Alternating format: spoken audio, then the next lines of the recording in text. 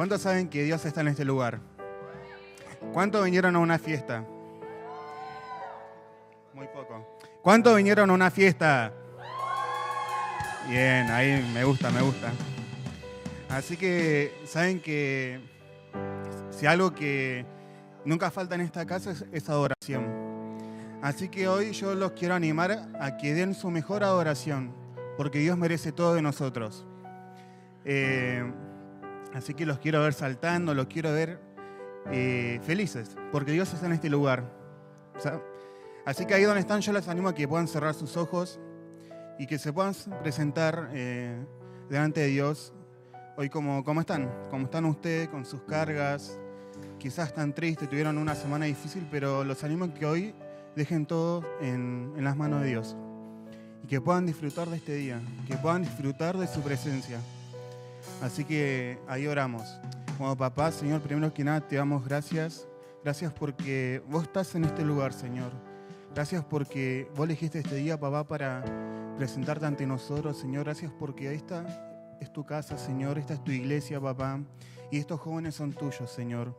Yo te doy gracias por cada uno de los que hoy vinieron nuevos, papá. Yo te pido que no se vayan igual a como llegaron, Señor. Señor, gracias por cada vida que está acá presente, papá.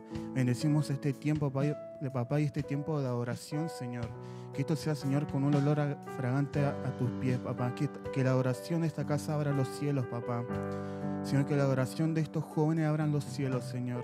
Yo te pido que tomes control, Señor, de este día, papá. Y bendecimos este tiempo, Señor. Papá, y te damos la bienvenida con un fuerte aplauso.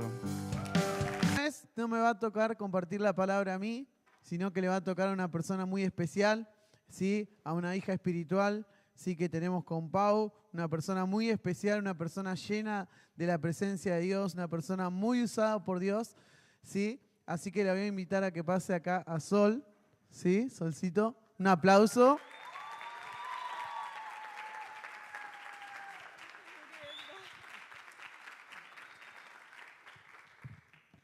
Olis, ¿cómo están? Bueno, yo acá me estoy muriendo, así que nada, vamos a fingir demencia, como todos sabemos hacer. Bueno, nada, me tocó hoy estar de este lado, perdón, yo no quise. Y antes de darles hoy el título, quiero ponerlos un poquito en contexto de por qué este título y por qué esta palabra. A principio de año más o menos, mis amigas se van a acordar seguramente, tuve un sueño muy particular. En este sueño, nada, yo tenía una bebé muy chiquita en mis brazos y sentía un amor tremendo y una necesidad de cuidarla tremenda. Y fue particular, yo he tenido otros sueños así, de embarazo con bebé o bla.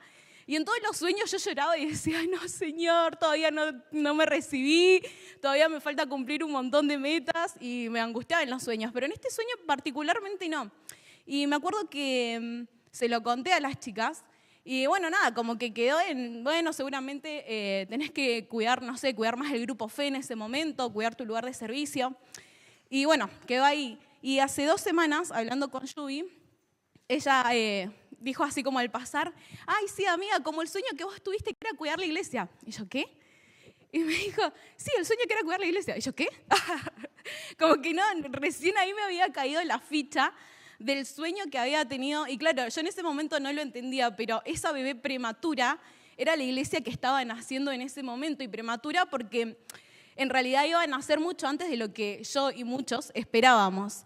Y a través de ese sueño Dios me estaba demandando a mí a cuidar la iglesia. Y por eso este título. Le puse Cuidando la iglesia, la unción y el avivamiento. ¿Cuántos saben que estamos en tiempos de avivamiento? ¿Cuántos saben que Dios, cada reunión, derrama su gloria, derrama unción nueva? Hay jóvenes que se les activaron los dones. Es tremendo cada reunión que tenemos. Ahora la pregunta es, ¿cómo lo cuidamos? Porque hay un montón de iglesias que vivieron este tipo de cosas. Hay un montón de iglesias que durante una temporada vivieron avivamiento, pero no lo supieron cuidar y no lo supieron valorar. Entonces yo preparé 4 ítems: intimidad, humildad, unanimidad y manifestación. Y para esta palabra les voy a charlar un poquito del rey Saúl. El rey Saúl fue el primer rey elegido de Israel, fue el primer rey que Dios eligió y que Samuel ungió. y bajo la unción que él tenía, él era un hombre poderoso. Él era un hombre que se movía en el espíritu. Cuando Dios le daba una dirección, él iba y hacía. Él era un hombre valiente. Pero mientras no estaba bajo la unción, él se las mandaba todas. Entonces, el primer ítem, intimidad. Cuando tenemos intimidad con Dios, nos volvemos celosos de su presencia y somos temerosos de Dios. Y en la Biblia, en 1 Samuel, describe la primera victoria que había tenido este rey Saúl. Dice la Biblia que una ciudad israelita había sido atacada por Naas, el rey de Amón, y cuenta la Biblia que ellos lo sitiaron a esta ciudad israelita y le dijeron, bueno, les vamos a sacar un ojo para humillarlos. Y ellos dicen, no, por favor, déjanos ir a pedir ayuda a Israel, y si nadie nos quiere ayudar, entonces nosotros nos comprometemos a volver y a que vos hagas lo que quieras. Bueno, ellos van, piden ayuda, y esta noticia llega a los oídos del rey Saúl. Y cuando el rey Saúl se entera de esto, dice la Biblia que vino una furia y una ira santa, que él agarró unos bueyes que él tenía, dice la Biblia, que los descuartizó y que los mandó por todo Israel, diciendo que todo aquel que no se anime a pelear para defender a esta ciudad, le iban a pasar lo mismo a sus bueyes. Y bueno, nada, juntos unánimes ellos se fueron y pelearon, ganaron, Dios les dio la victoria. Pero algo que me sorprendió es que vemos acá a un Saúl completamente indignado. Y yo no sé si alguna vez a ustedes les pasó, a mí me pasó, me pasa cuando veo que cuando alguien manosea tanto la presencia de Dios, cuando alguien juega tanto con la gracia de Dios, a mí me indigna. Es como digo, ¿cómo podés jugar tanto con algo que es tan santo? ¿Cómo podés manosear tanto la presencia de Dios? Y yo creo que eso fue un poco lo que le pasó a Saúl. Se indignó tanto que tuvo que agarrar unos bueyes y descuartizarlos y los mandó por todo Israel. Entonces vemos a un Saúl completamente ungido por Dios.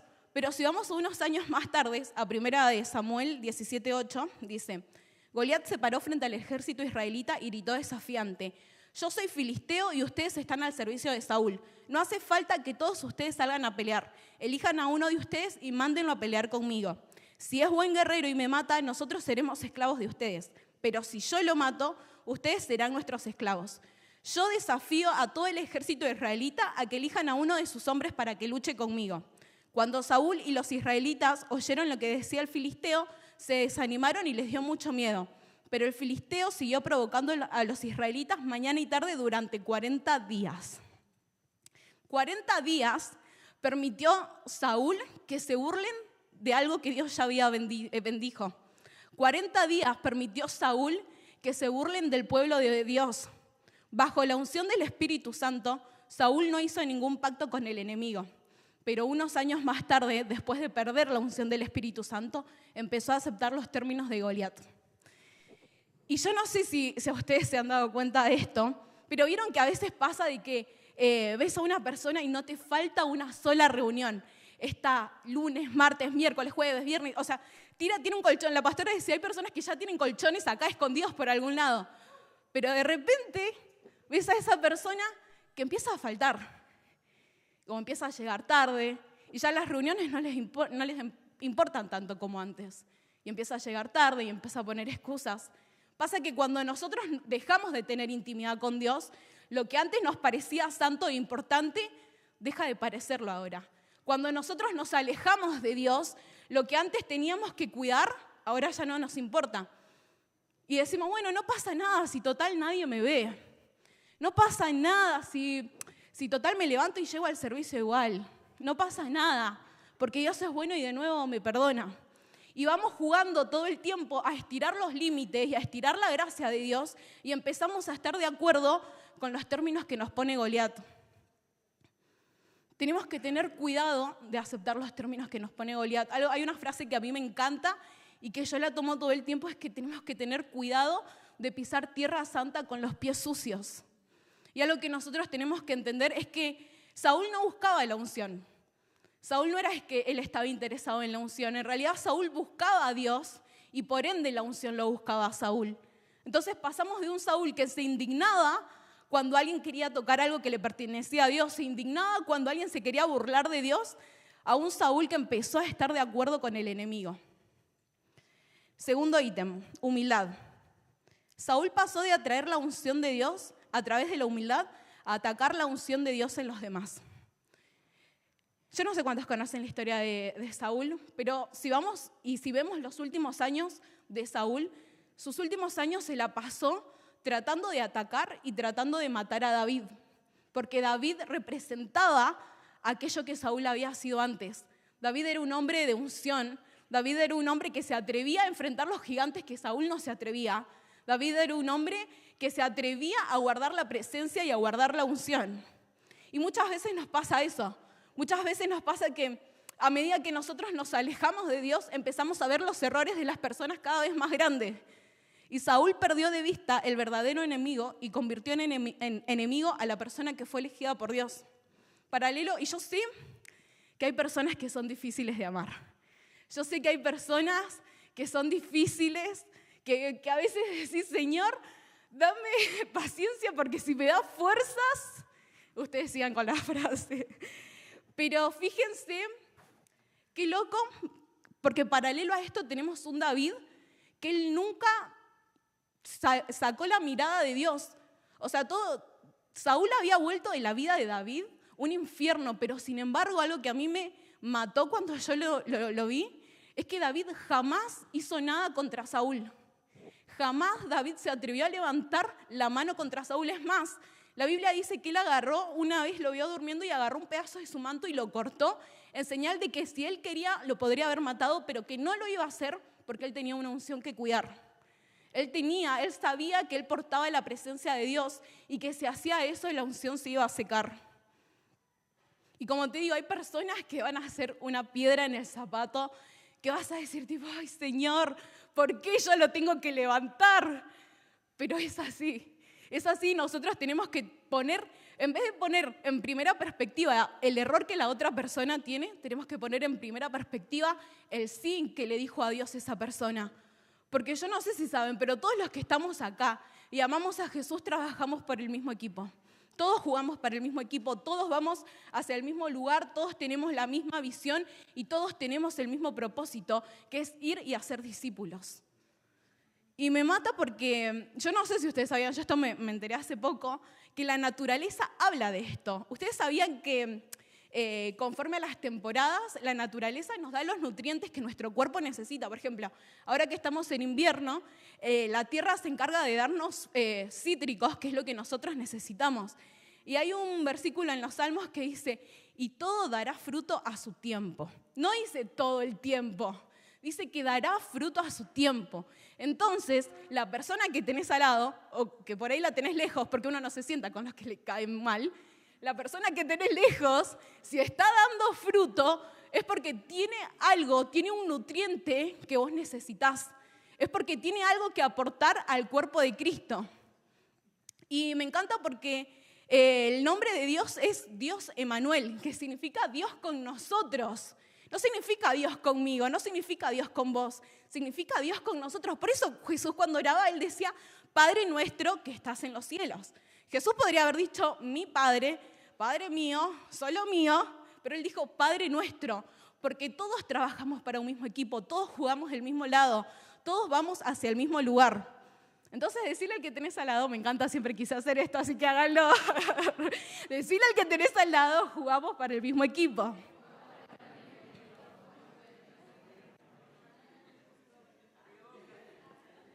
Estudiantes de La Plata. No, mentira. Bien, tercer ítem, unanimidad. La unanimidad es previa a la guianza del Espíritu Santo. Dice la Biblia en los versículos que yo les comentaba al principio, que solamente cuando el pueblo de Israel fue unánime pudieron ganar la batalla. Y yo quiero decirte algo, unánime no es lo mismo que estar juntos. Juntos es esto, es estar en un mismo lugar todos juntos. Pero unánime viene del latín unanimis, que está compuesto por unus, que significa uno, y animus, que significa alma, espíritu, mente y corazón. Entonces, estar unánime no tiene que ver solamente con venir acá los sábados, levantar las manos, recibir una palabra, no tiene que ver solamente con venir los domingos, estar un rato acá, compartir y listo, irte.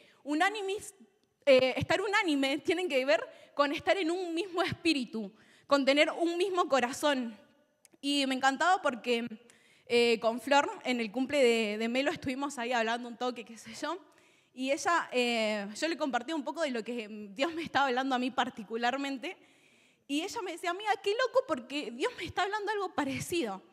Y resulta que cuando vos unías lo que Dios le estaba hablando a una por un lado y lo que Dios le estaba hablando a la otra por otro lado, era como que podíamos ver o tener como el panorama completo de lo que Dios estaba haciendo y por qué nosotras teníamos que seguir orando y trabajando. Y eso es estar unánime. Por eso necesitamos que la iglesia esté unánime. Porque yo por ahí acá hay personas con las que nunca hablé, pero si estamos unánimes, si estamos en un mismo espíritu, vamos a trabajar por lo mismo, vamos a ir por lo mismo, vamos a estar enfocados en la misma meta. Tenemos que ser humildes para estar unánimes y a causa de esa unanimidad venga la unción. Bien, último punto y el que a mí más me gusta, manifestación. Después de la unanimidad viene la unción y después de la unción la manifestación. ¿Cuántos hijos hay acá? Amén. El que se sabe hijo, el que es hijo, entiende su identidad. Pero el que es un hijo que se manifiesta, entiende cuál es su responsabilidad. En 1 Pedro 1:18 dice, como bien saben, ustedes fueron rescatados de la vida absurda que heredaron de sus antepasados. El precio de su rescate no se pagó con cosas perecederas como el oro o la plata, sino con la preciosa sangre de Cristo, como la de un cordero sin manchas y sin defectos. Y otra versión dice que Dios nos rescató de una vana manera de vivir. ¿Y qué es una vana manera de vivir? Es alguien que vive por vivir, que se levanta, va a cursar, va a trabajar, vuelve y se levanta y va a cursar y va a trabajar y vuelve y no tiene ni una meta en su vida. Entonces, lo contrario de una vana manera de vivir, de lo que Dios nos rescató, es una vida con propósito. Entonces, esto quiere decir que cuando Jesús fue a la cruz y derramó sangre, no solamente derramó sangre por tu vida y por mi vida, sino que también por tu propósito. Y hay personas que solamente, lastimosamente, se conforman con la salvación. Hay personas que dicen, bueno, yo voy el domingo y encima llego tarde. Si nadie me invita a hacer nada los sábados y tengo tiempo, voy. Los miércoles no voy. Que nadie me diga de ir a orar por alguien. Que nadie me diga de ir a intercesión, porque esas cosas son de los líderes, que se encargue otro. ¿Y qué pasa cuando nosotros tenemos esta vana manera de vivir? Nosotros desperdiciamos el propósito que Dios ya pagó con su sangre y pisoteamos la sangre de Cristo. Es como si la sangre de Cristo no importara nada. En Mateo 4:12 dice, cuando Jesús oyó que Juan el Bautista estaba en la cárcel, se marchó a la región de Galilea, pero no volvió a su casa en Nazaret, sino que se fue a vivir a Cafarnaúm. Este pueblo se encuentra a las orillas del lago Galilea. Allí vivieron las tribus israelitas Zabulón y Neftalí. Así se cumplió lo que Dios había dicho por el medio del profeta Isaías. Y acá quiero hacer un paréntesis. Dice la Biblia que Jesús empezó su ministerio cuando salió de Nazaret. Y hay muchas veces, fíjate que dice acá, así se cumplió lo que Dios había dicho por medio del profeta. Hay muchas palabras proféticas, hay propósitos, hay cosas que en tu vida no se van a activar hasta que vos decidas salir de Nazaret. Me mata porque la Biblia dice que Jesús en Nazaret no pudo hacer mucho porque había incredulidad. Y hay lugares en donde hay lugares en donde vas a tener que salir para que recién se pueda activar tu propósito. Hay lugares en donde vas a tener que dejar ese lugar para poder empezar y caminar en el propósito que Dios te dio. Y yo no sé cuál es tu Nazaret. Capaz para algunos va a ser, no sé, la timidez. Para otros va a ser la comodidad, como leíamos acá. Capaz para otros, no sé, van a ser amistades, van a ser relaciones. No sé qué puede llegar a ser tu Nazaret, pero lo que sí sé es que el propósito que Dios derramó, que Dios puso en vos, no se va a activar hasta que no elijas salir de Nazaret. Seguimos. Sigo con los versículos. Dice, escucha tierra de Zabulón, que estás cerca del gran mar. Escucha tierra de Neftalí, que estás al oeste del río Jordán. Escucha tú, Galilea, tierras de extranjeros. Aunque tu gente viva en la oscuridad, verá una gran luz, una luz que alumbrará a los que vivan en sombra de muerte. Y me mata porque primero habla ahí estaba hablando de Cafarnaúm, primero habla de una tierra oscura, de una tierra que vivía en tinieblas, pero después empieza a hablar de que esa tierra empieza a hacer luz. Y hay otras versiones en que dice que esa tierra iba a empezar a alumbrar a otros lugares. ¿Y qué onda? ¿Y qué pasó? En realidad pasa que cuando un hijo que decide manifestarse llega a un lugar, ese ambiente tiene que cambiar. Y esto es lo que habla la pastora. Vieron que a veces la pastora dice que cuando en una cuadra hay espíritus, hay drogas, hay prostitución, y se levanta un hijo que sabe orar, esos espíritus se tienen que ir. Bueno, lo mismo pasa acá. Cuando un hijo que decide guardar la unción, cuando hay un hijo que decide caminar en propósito, vos llegás a un lugar y el ambiente tiene que cambiar. Las cosas no pueden seguir igual. Lo que antes era oscuro te empieza a hacer luz. Cuando vos sos portador del avivamiento, el avivamiento te tiene que acompañar. Y entonces si en tu casa antes estaban a los gritos, se revoleaban cosas, todo el mundo gritaba y parecía una cancha, entonces de repente empieza a ser un lugar de paz y un lugar donde a vos te gusta estar. Si antes en tu casa, no sé, faltaba plata y la economía estaba media, bueno, entonces de repente por la unción y por el avivamiento que vos portás, eso tiene que cambiar. Y me encanta porque en el retiro hablábamos con la pastora y ella nos decía de que hay registros de que personas que tocaron ambientes de gloria y avivamientos empezaron a ser personas prósperas económicamente. Y eso es lo que pasa, que cuando nosotros tocamos ambientes de gloria, la gloria nos tiene que acompañar. Y como te decía hace un rato, Jesús tuvo que salir de Nazaret para que pueda cumplirse el propósito y pueda empezar su ministerio. Entonces, con esto entendemos que hay lugares que te van a ayudar a que tu ministerio crezca y hay lugares que no. Hay lugares que te van a llenar de unción y hay lugares que van a secar esa unción. Y por un momento quiero seguir con la historia de Saúl. Dice la Biblia que cuando Samuel lo ungió a Saúl, le dice, bueno, sos ungido, ahora tenés que ir para este lugar, seguí este camino, y cuando sigas este camino te vas a cruzar con un grupo de profetas. Cuando vos toques ese ambiente de gloria, cuando vos toques ese lugar, tu vida va a cambiar. Y vamos a Samuel 1:10 y dice, en efecto, al llegar Saúl y su criado a Gibea, un grupo de profetas salió a su encuentro.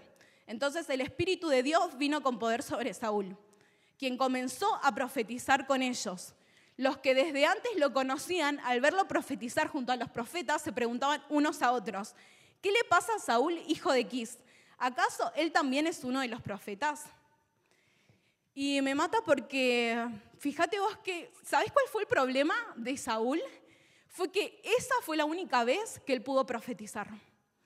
Y no es que Saúl no había profetizado de verdad, no es que él había mandado, que se metió ahí y mandó chamullo. En realidad es que él tocó ese ambiente de gloria, él tocó esa unción, pero no supo cómo mantenerlo después durante toda su vida. Él metió la mano ahí, tocó ese ambiente, pero no supo cómo llevarlo a su vida cotidiana.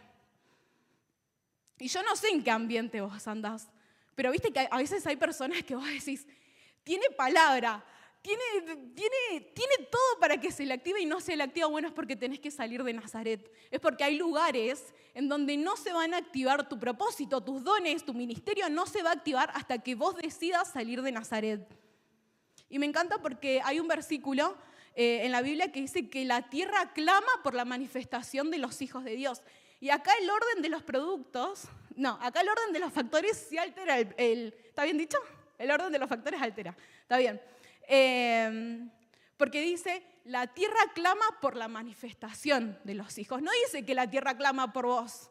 No dice que la tierra te está esperando a vos. Dice que la tierra clama por la manifestación. O sea, hay gente afuera esperando y orando a que vos te manifiestes. Hay gente afuera esperando a que vos tomes la posta y agarres la palabra que Dios ya depositó en vos y vayas y lo cumplas. Y esto me mató porque yo entendía que hay personas orando para que vos cumplas y camines en propósito. Y quiero que sepas esto, hay dos tipos de propósitos. Están los propósitos que si vos no los cumplís, no lo va a hacer nadie. Hay propósitos en los que Dios guardó específicamente para vos. Por ejemplo, si vos tenías que ir y predicarle a una persona y no lo hiciste, bueno, ya está. Listo, esa persona, tal vez vos eras lo más cercano que tenía a Dios esa persona. Ahora, hay otros propósitos en los que si vos no querés cumplirlos, Dios se va a proveer de otro. Por eso, cuando hubo un Saúl que decidió no guardar la unción y no pagar el precio, Dios tuvo que levantar a un David.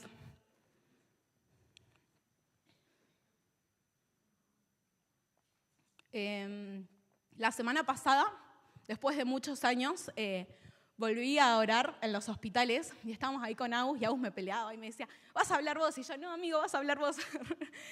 Y me mató porque entramos creo que era el segundo, ¿no? A la segunda habitación donde estaba la chica. Y Agus toca la puerta y dice, hola, somos de una iglesia, venimos a orar. Creo que ni siquiera lo dejó terminar, que esta mujer dijo, se levantó y dijo, ay, sí, por favor, pasen, estaba esperando que alguien venga a orar por mí. Nosotros nos quedamos como, wow, cuánta fe. Y ella decía, si quieren pueden fijarse en mi celular, les mandé un mensaje a todos mis contactos que ni siquiera creen en Dios para que alguien ore por mí. Y esto me hizo entender, bueno, nosotros oramos por ella, qué sé yo, volvió a aceptar, era una persona que se había alejado de Dios, reconoció que necesitaba a Dios. Y esto me hizo pensar en que hay personas esperando a que nos manifestemos. Mientras nosotros pensamos de, ay Dios, ¿voy o no voy? ¿Tengo tiempo o no tengo tiempo? ¿Será que tengo que ir yo o tal vez tiene que ir la otra? Hay personas esperando a que nos manifestemos. Y sabéis que yo no tengo ni la unción, ni los dones, ni el ministerio de sanidad. Cero. Mis dones van por otro lado, yo los conozco bien. Yo sé que no viene por ahí, pero algo entendí es que hay personas esperando que se manifiesten. Hay personas orando para que los hijos de Dios tomen la posta y vayan y hagan lo que tenemos que hacer. Porque la Biblia lo dice, que la mies es mucha y los obreros son pocos. Y cuando nosotros entendemos esto, tenemos que activarnos. Las cosas no pueden seguir igual. Me mataba porque pensaba en que Dios está tan apurado en este tiempo que no va a esperar a que los que tienen los dones y el ministerio se decidan si ir o no.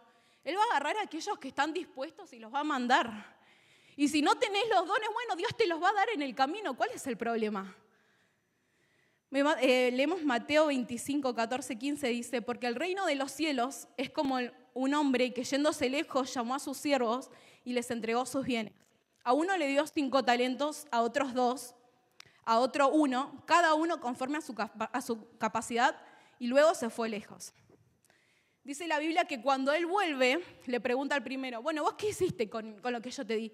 Bien, sí, lo multipliqué, lo dupliqué. Bien, siervo bueno y fiel, en lo poco has sido fiel, en lo mucho te pondré. Al segundo le pregunta, ¿qué hiciste? Sí, también lo multipliqué, bueno, qué bueno, bien, siervo fiel. Y al último le pregunta, ¿y vos qué hiciste?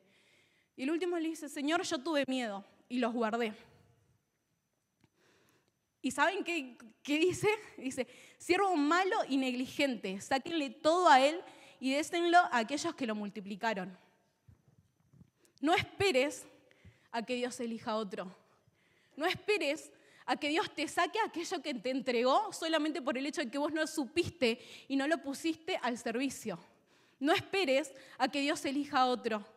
Hace unos años una persona me contó una situación que ella había vivido, que ella escuchó que a alguien que la ponían a servir mucho y a predicar bastante, esta persona se quejaba y decía, ay, siempre me ponen a mí, ay, siempre me ponen a mí.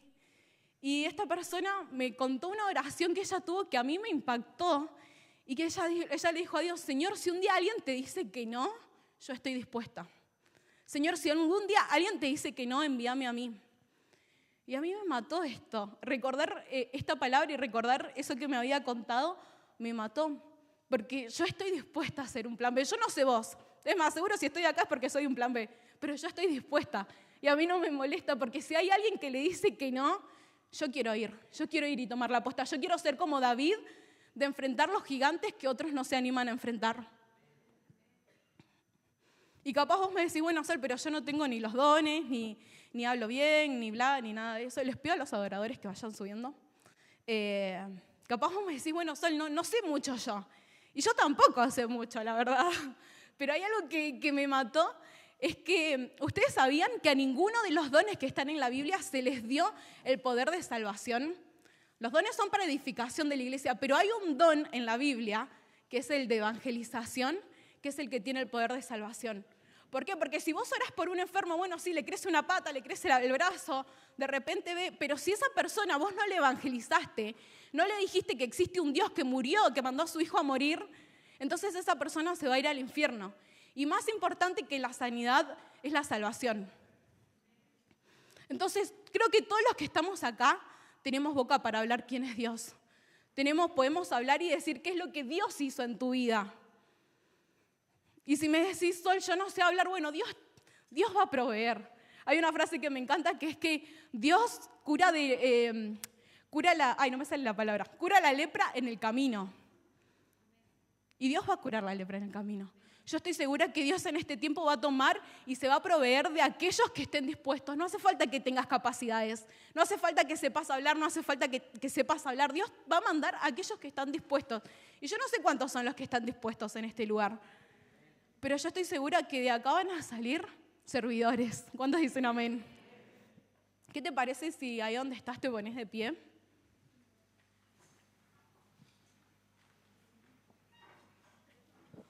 Algo que yo entendía en este tiempo es que Dios nos mandó a cuidar la iglesia, a cuidar la novia. Y es tremendo porque ustedes saben que la iglesia es la novia de otro. Entonces nosotros tenemos que cuidarlo como eso. Es la novia de otro. Y acá hay muchos que se casaron ya, hay muchas que se casaron. Y la novia no puede llegar al día de la boda todo con el maquillaje corrido, con el vestido todo sucio, despeinada. La novia tiene que llegar al día de la boda en perfectas condiciones. Dios va a volver a buscar a la novia y es tu responsabilidad y mi responsabilidad de que en el día de la boda la novia esté intacta, de que la novia esté en perfectas condiciones. ¿Qué te parece si ahí donde estás cerrás tus ojos y empezás a pensar en esto? ¿En qué rol estuviste cumpliendo hasta hoy? Si fuiste de los que son espectadores o fuiste de aquellos que van y que toman la posta. Mientras preparaba esta palabra, Dios me hablaba de algo muy en particular y Él me decía que los jóvenes, Él me hablaba de primera línea de batalla. Y yo decía, Señor, ¿qué significa esto? Y cuando busqué, investigué un poco, en la época, los israelitas mandaban a los jóvenes en la primera fila de guerra, pero porque eran los que recibían, los que podían mantenerse en la guerra, eran porque cuando recibían los golpes eran los más fuertes. Y yo no sé si vos te diste cuenta de que mires en el servicio que mires de esta casa, hay jóvenes.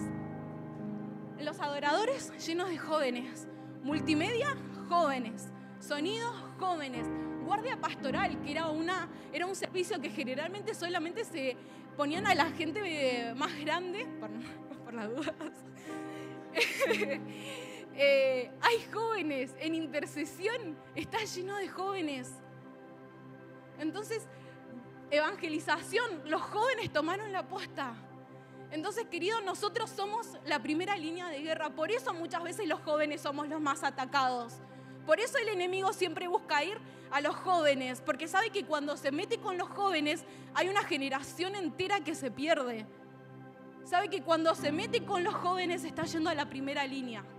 Y me mataba porque mientras yo buscaba esta información, los jóvenes eran los que resistían la batalla y los que guardaban a los más ancianos. Entonces Dios no te tiene por menos solamente por el hecho de ser joven.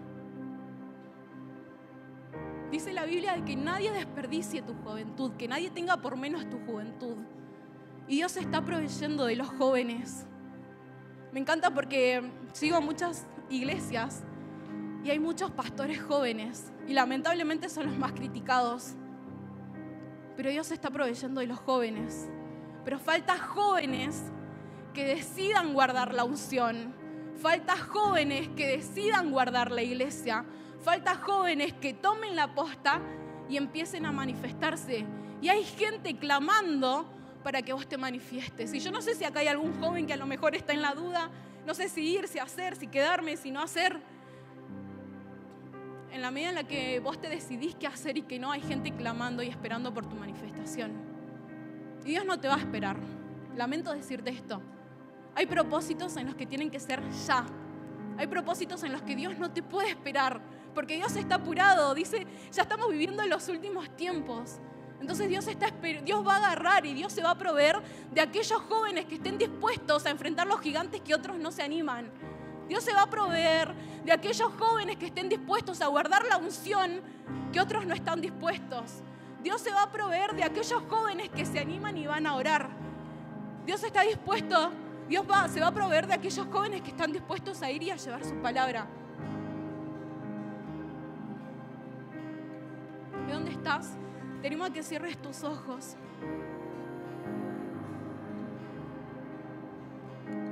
Y empieces a decirle esto: Señor, yo me comprometo. No envíes a otro. No envíes a otro, Señor. Envíame a mí. Yo me comprometo a en este tiempo alinearme con vos, alinearme con el propósito, a caminar en el propósito, Señor, y ir por lo que vos dijiste, Señor.